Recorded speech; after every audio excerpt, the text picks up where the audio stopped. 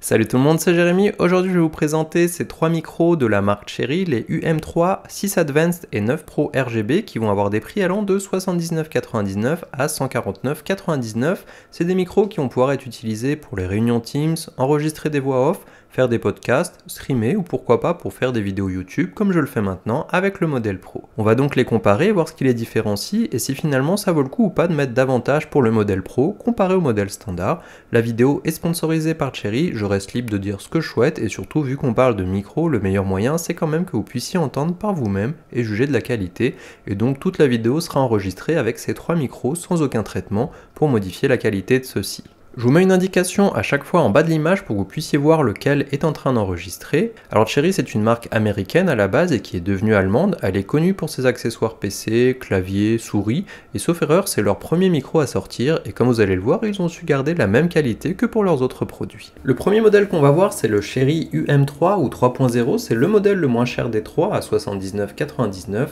Celui-ci a le même packaging que les deux autres et on reviendra sur les fonctions disponibles juste après. Il est fourni avec un câble USB vers USB-C de 2,5 m et un support en métal qui permet de le poser sur un bureau et de l'orienter légèrement au besoin. Il est entièrement noir et on retrouve le logo de la marque sur le devant, un bouton mute sur le dessus, celui-ci est tactile donc on n'aura pas de bruit supplémentaire quand on l'utilise, ce qui est bien mieux. Sur le dessous, on a un port USB-C pour le brancher à un ordinateur, une console ou encore un smartphone si on utilise un adaptateur vers USB-C ou un câble USB-C des deux côtés et on n'a pas besoin de driver supplémentaire, on le branche et ça fonctionne. Il dispose aussi d'un port jack qui va permettre d'y brancher un casque ou des écouteurs pour avoir un retour audio ou l'utiliser comme une sortie audio depuis l'ordinateur. Le volume du son entendu peut ensuite être contrôlé par la molette qui se trouve au dos et sert aussi grâce à l'USB-C pour contrôler la sortie audio même si vous utilisez un casque ou des haut-parleurs, donc directement depuis le micro on peut baisser ou monter le volume de l'ordinateur. Le support en métal peut aussi être retiré si on souhaite plutôt utiliser un bras. Concernant la partie audio, celui-ci a un taux d'échantillonnage de 96 Hz et un débit de 24 bits. Il a une directivité cardioïde, ce qui veut dire que c'est la partie devant lui qui captera le son, légèrement sur les côtés et rien derrière. Par exemple ici j'utilise mon clavier et vous ne devriez pas entendre grand chose normalement. Bon j'utilise pas de clavier mécanique donc c'est pas quelque chose de très bruyant, mais quand même ça vous donne une idée des petits bruits qu'on peut entendre. Donc par exemple là je clique aussi, donc la souris va peut-être venir quand même couvrir un petit peu ma voix, mais par contre normalement le clavier ne devrait pas s'entendre. Et c'est aussi ce qui est le plus pratique à utiliser pour un usage streaming, bureautique, voix off comme je le fais maintenant car il y a moins de risque de capter des sons indésirables qui seraient dans la pièce. Si on passe maintenant au second micro, le UM6 ou 6.0 Advanced, on retrouve le packaging commun à la série avec un câble USB vers USB-C et d'ailleurs les micros sont tous les trois emballés dans du papier pour éviter toute micro-rayure. Il est lui aussi fourni avec un support en métal mais comme vous le voyez il a aussi un absorbeur de choc qui évitera les bruits provenant de vibrations quand on touche le bureau ou quand on tape sur son clavier, je vous montrerai la différence plus loin. L'autre différence avec le modèle standard, c'est que la partie basse est grise et non pas noire, et il a aussi un bouton de contrôle de gain du micro, et celui-ci sert aussi à passer entre les modes cardioïdes ou le mode omnidirectionnel qui, comme son nom l'indique, va venir capter le son tout autour de lui, ce qui peut servir si on est plusieurs à parler dedans autour d'une table, ou encore si vous voulez enregistrer plusieurs instruments de musique. Pour savoir sur quel mode on se trouve, les LED sur le dessus du micro s'allument différemment, soit les 4 pour le mode omnidirectionnel, soit une seule pour le mode cardio. On garde aussi la fonction mute tactile ici avec le changement de couleur pour l'indiquer. Sur le dos, on a aussi la molette de contrôle du son et sur le dessous, le port jack ainsi que le port USB-C.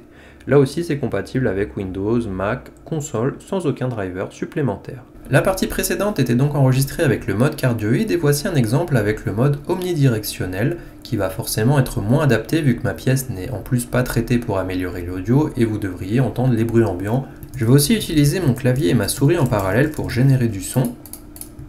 Comme ça vous allez voir un petit peu la différence. Et si maintenant on repasse avec le mode cardioïde et que je continue à utiliser mon clavier et ma souris, vous devriez moins entendre ces sons, voire même pas du tout. On gagne donc quelques fonctions intéressantes par rapport au modèle standard, un mode de directivité supplémentaire, un bouton de volume de gain, le support absorbeur de choc, mais par contre on garde la même qualité audio, un taux d'échantillonnage de 96 Hz et un débit de 24 bits, le tout pour un prix de 109,99 €.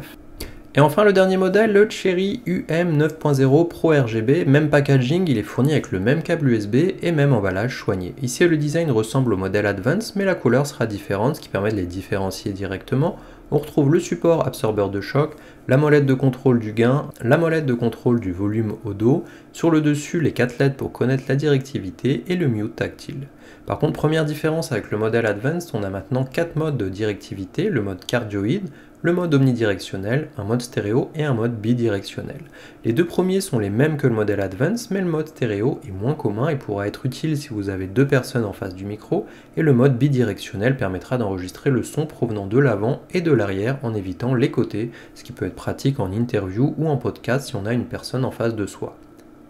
Voici un exemple où je vais venir passer entre les différents modes, que vous puissiez voir un petit peu la différence entre le mode cardioïde que j'utilisais jusque-là, le mode omnidirectionnel maintenant qui va venir aussi capter beaucoup plus les bruits ambiants, le mode stéréo maintenant qui ne devrait pas changer grand-chose dans cette situation car il y a très peu de bruit autour de moi,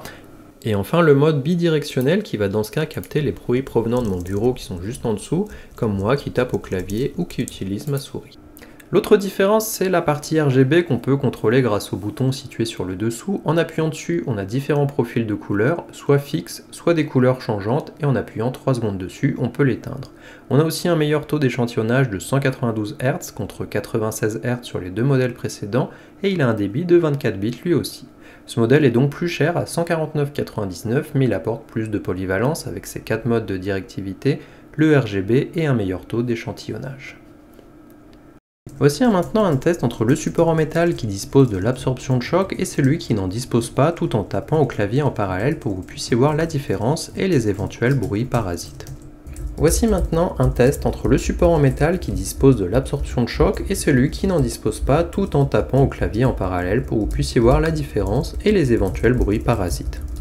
Pour vous donner une idée de la qualité audio, j'ai enregistré cette phrase 3 fois avec les 3 micros de sorte que vous puissiez l'écouter à la suite. Je suis placé à la même distance et j'ai utilisé le mode cardioïde étant donné que c'est le mode disponible sur ces 3 micros et aussi probablement le mode que la plupart des gens utiliseront pour un micro USB de cette sorte, où on veut plutôt avoir le son qui vient devant celui-ci et rien d'autre. Pour vous donner une idée de la qualité audio, j'ai enregistré cette phrase 3 fois avec les 3 micros de sorte que vous puissiez l'écouter à la suite. Je suis placé à la même distance et j'ai utilisé le mode cardioïde étant donné que c'est le mode disponible sur ces 3 micros et aussi probablement le mode que la plupart des gens utiliseront pour un micro USB de cette sorte où on veut plutôt avoir le son qui vient de devant celui-ci et rien d'autre. Pour vous donner une idée de la qualité audio, j'ai enregistré cette phase 3 fois avec les 3 micros de sorte que vous puissiez l'écouter à la suite. Je suis placé à la même distance et j'ai utilisé le mode cardioïde étant donné que c'est le mode disponible sur ces 3 micros et aussi probablement le mode que la plupart des gens utiliseront pour un micro USB de cette sorte où on veut plutôt avoir le son qui vient de devant celui-ci et rien d'autre. En plus de ces micros, on va retrouver des accessoires pour aller avec, un filtre pour éviter tout ce qui est plosive, les sons avec des P et des B qui sans ce filtre peuvent venir rajouter des sons graves assez désagréables sur le micro et qui est toujours mieux d'avoir forcément. On a aussi 2 bras en aluminium pour venir tenir les micros et pouvoir ainsi les placer au plus près de sa bouche quand on les utilise et dégager le bureau au passage. Ils fonctionneront aussi avec d'autres micros d'ailleurs et le second modèle qui dispose en plus d'un câble USB intégré pour le branchement. Le UM Pop Filter est disponible pour 19,99 €. Les bras articulés MA 3.0 uni et MA 6.0 uni USB sont proposés eux à 79,99 et 99,99 €.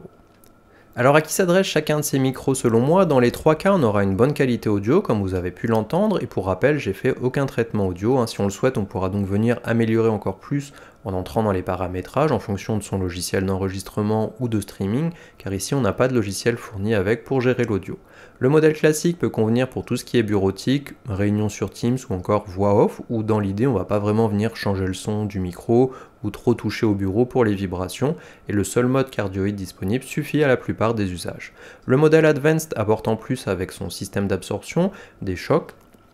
Le modèle Advanced apporte un plus avec son système d'absorption des chocs, le mode omnidirectionnel en plus aurait pas trop d'utilité dans mon utilisation de tous les jours, mais le bouton de volume peut être pratique dans le cas d'un stream où on veut pouvoir modifier cela sans devoir aller dans les logiciels ou encore éviter les vibrations si on touche à son clavier en jouant ou en discutant. Forcément, le modèle Pro est plus polyvalent car il dispose de plus de modes de directivité et un meilleur taux d'échantillonnage. Ça sera pour moi le plus intéressant si on souhaite faire du podcast ou encore du streaming si on souhaite avoir les avantages du modèle Advanced avec en plus ce côté RGB qui vient apporter un élément visuel en plus et il aura aussi une meilleure qualité sonore. Voilà, j'espère que cette vidéo vous a plu, n'hésitez pas à me dire ce que vous pensez de la qualité sonore de ces 3 micros, si vous trouvez que les options qui sont proposées sont bonnes aussi, et si le prix reste intéressant, donc dites-moi ça en commentaire, et on se voit dans la prochaine vidéo.